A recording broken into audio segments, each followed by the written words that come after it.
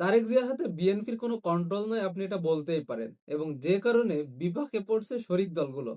এবং অন্যদিকে এনসিপি যে বিএনপির সাথে না যেয়ে তারা যে লাভবান হয়েছে বা সঠিক সিদ্ধান্ত নিয়েছে, সেটা আপনি বলতেই পারেন। কারণ বিএনপি তাদের বিদ্রোহী প্রার্থীর সংখ্যা এখন 92টি, তাও কয়টা আসনে? 79টা আসনে 92টি বিদ্রোহী প্রার্থী, যেটা ছিল 120টা।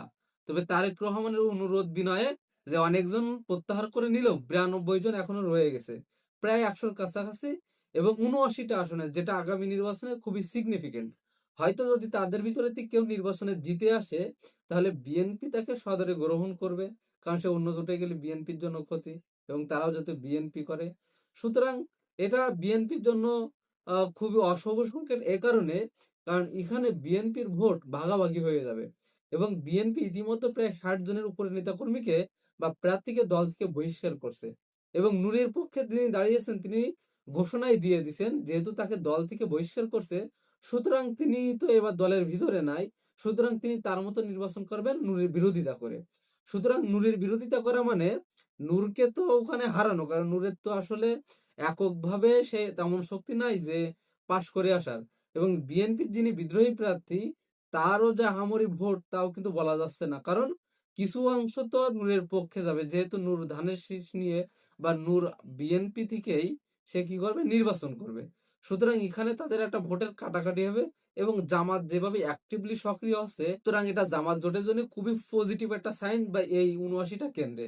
আর এই 79টা কেন্দ্রে যদি এমন করে জামাত অধিকাংশ আসনে যদি জিতে যায় জামাত জোট, তাহলে বিএনপির জন্য খুবই অশুভ সংকেত আপনি বলতেই পারেন।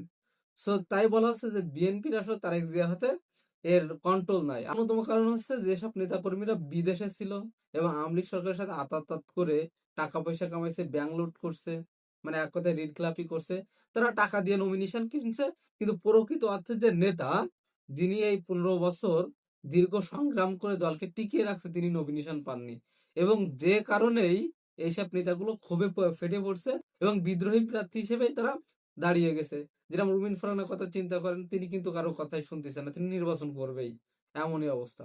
বিএনপির সাথে যেসব শরিক দলগুলো আছে, বিশেষ করে তাদের আসনেই সব বিদ্রোহী প্রার্থীরা দাঁড়িয়ে গেছে, যে কারণে বিএনপির অবস্থা আরো খুবই টালবেটাল।